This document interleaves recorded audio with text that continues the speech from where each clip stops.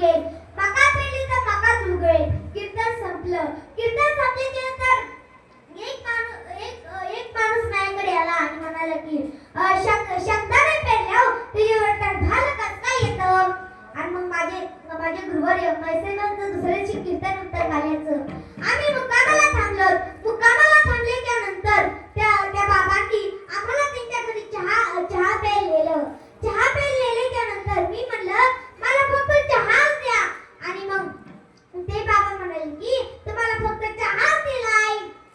आणि मग मी म्हणलं की त्याच्यासोबत कप कशाला आणलाय. आणि मग ते बाबा म्हणाले की कपाशिवाय चहा कसा आणता येईल. मग त्याचं मी असं उत्तर दिलं की टरफल्याशिवाय शेंगदाणा कसा येईल.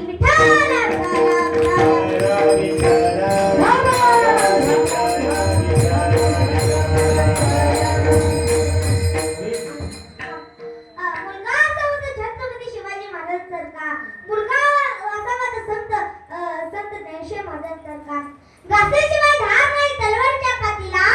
घासाशिवाय धार नाही तलवारच्या पाठीला. या छत्रपती शिवाय शोभा नाही या महाराष्ट्राच्या मातीला. या महाराष्ट्राच्या मातीला अंधारपणे त्याला संस्कारचा दिवा पाहिजे. अंधारपणे त्याला संस्कारचा दिवा पाहिजे. या महाराष्ट्राच्या मातीला जिजाऊचा शोभा पाहिजे. जिजाऊचा शोभा पाहिजे. 65 किलोची तलवार रगवतो त्याचं नाव बेसाची. 2000 लोकांबरोबर खिंड लढतो त्याचं नाव बाजी. हात उठला तरी लढत राहतो त्याचं नाव तानाजी. 1.5 तासामध्ये दुश्मनाच्या कंबरचा कळस काढून आणतो त्याचं नाव धनाजी. 8 तासामध्ये दिल्लीहून पुण्याला घोडा आणतो त्याचं नाव संताजी. आणि वाघाला फाडतो त्याचं नाव धर्मवीर संभाजी. सगळ्यांना एकत्रित मिळून स्वराज्य निर्माण करतो त्याचं नाव छत्रपती शिवाजी महाराज की. माझ्या जिजाऊची पुण्याई कशी आली व फळाला. माझ्या जिजाऊची पुण्याई कशी आली व फळाला. तो बापाचा बाबा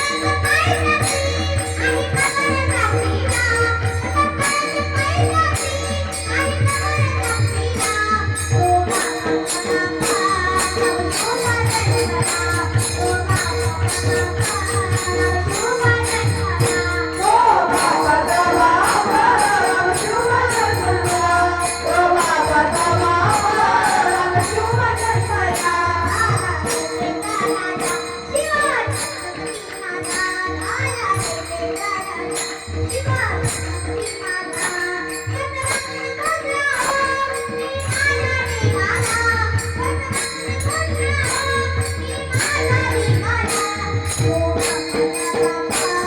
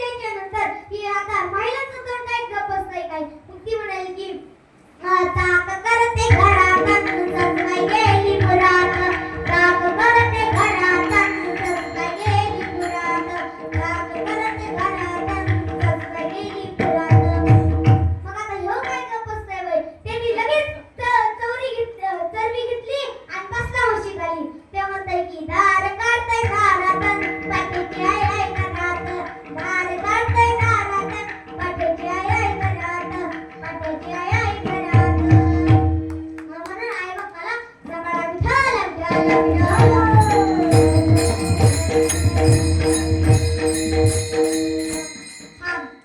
मी एका सरांनी एका पोराला विचारलं की तुझा जन्म कधी झाला. मग तो म्हणाला की माझा जन्म तर बुधवारी झाला.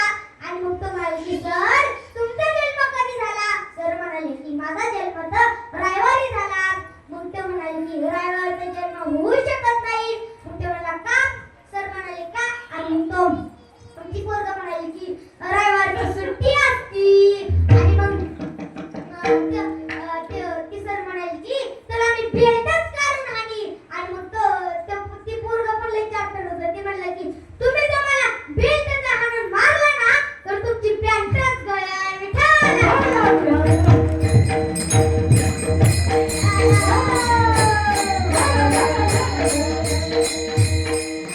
मी एका कीर्तनाला गेले. माझं कीर्तन होतं दुसऱ्याचं कीर्तन होतं. मी ऐकायला बसले. त्यानंतर कीर्तन संपल्यानंतर सर्व गडी माणसं बाहेर आले. महिला मंडळ बाहेर आले त्यानंतर आता बाहेर आल्याच्यानंतर सर्वांना व्यसन करायची सवय येते. आणि मग ते म्हणाले की त्यातलं एक म्हणलं की तिचा पक्ष चुरत म्हणलं की आज महाराज लई बुटुक नव्हतं. लई सांगितलं